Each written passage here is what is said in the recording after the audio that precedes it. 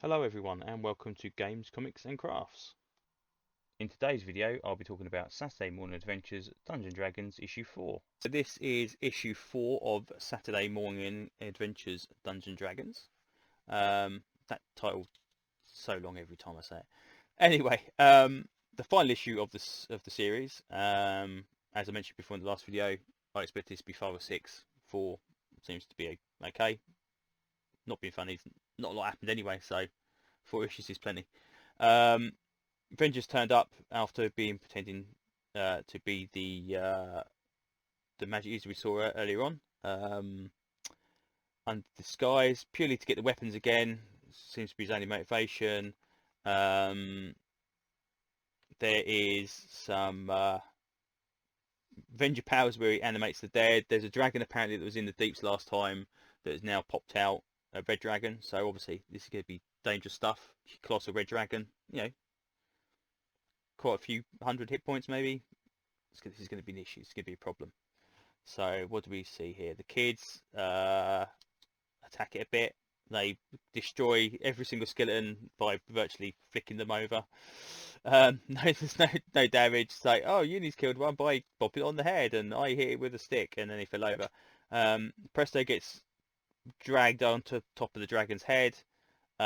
He casts a transmutation polymorph spell and turns it into a tiny dragon, and then the dragon gets really big again, literally instantly. So obviously, same frame made or whatever, magic resistance. Um, so there's a huge lumbering red dragon now wandering around. Oh my god, no! What's it going to do? Well, apparently for the next 2 pages, absolutely nothing, because it gives Avenger lots of time to try and figure out and talk to the Filona, whatever her name is. Um, this is where Avenger reveals that the prison was put there for a purpose, and it was somebody that Filona knew. Um, do we get to find out that it is? No, of course we don't. There's this again. It's another lingering plot point that means nothing because there's no end to it. So whatever. Um, the red dragon moves around a bit, as a bit of a as a bit of a breathe. Um, Avenger gets shot at by various weapons, and then Filona creates portals to send him off to the furthest places he could ever possibly go to, which again, dimensional, whatever. And again, they explain this as wild magic. This is wild magic. This is transportation magic. This isn't wild magic. So Avenger managed to hold on to the edge of the portal somehow, and thank God we have Uni to save the day by standing on his hand and making him fall in. Ah, thank God for that. Uni, amazing.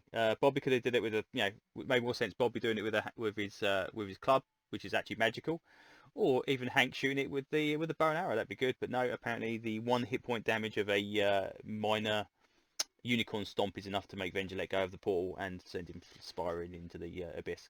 Anyway, Flona's free. She managed to get outside. The kids go outside back into Waterdeep again, which is suspiciously empty. No sign of any of the monsters that were there previously. Flona says she can send the kids home, so they're all very, very happy about going home. And they end up returning back to their camp, which they were previously in issue 1, thinking that was their home. So Hank has a bit of a crisis and decides that he's had enough, and he quits dramatically at the end of this page here. Oh my god, what will the kids do next? Well, that's okay. Dungeon Master appears next episode and convinces him to stay. So again, another plot point that it means nothing for 4 or 5 panels, and then that's your lot. Pointless, utterly pointless. Dungeon Master has brought some potato snacks with him that apparently are from the Underdark for no good reason whatsoever, apart from the mention we can mention the Underdark. The kids are back at their camp where they were previously. Um, Nothing's changed. That's it. We're exactly where we were in issue 1, so there's no tie into the movie, which is what I suspected this would be. There's no real reason why they had to be Waterdeep. This could have been another realm apart from the movie tie-in. Vengeance defeated in 10 seconds flat. Ultimately, nothing mattered at all.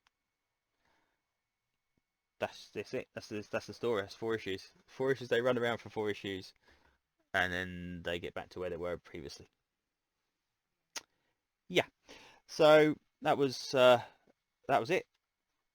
We got some, again, still no covers with any artwork that looks anything like the cartoon, which would have been really nice. Keep seeing these Godzilla adverts look pretty decent. Keep seeing the TMNT adverts look pretty decent. On the whole, as a 4-issue miniseries, not great. Definitely not worth picking up in a trade. Does this make me kind of interested in any more IDW miniseries, especially Dungeons & Dragons miniseries? No, not really. The only one that they did in the past that I was particularly interested in too was the Dark Sun one, but I'm sure that was equally neutered or you know, dumbed down or whatever from the original series. So we'll see. It's just probably just people running around in the sand. But yeah, disappointing again. Massively disappointing. I don't know where they sold. I don't know if they'll do another one, but by God, they're going to have to make a really, really concentrated effort to actually get me to buy a second series of this by doing either artwork that looks like the cartoon or something more interesting than Vengeance Monster Weapons and then gets defeated. That's it. So anyway, well, thank you for listening to this video. I will be back with some more comic reviews very, very soon. I will catch you on the next one. Okay, thank you very much. Bye bye.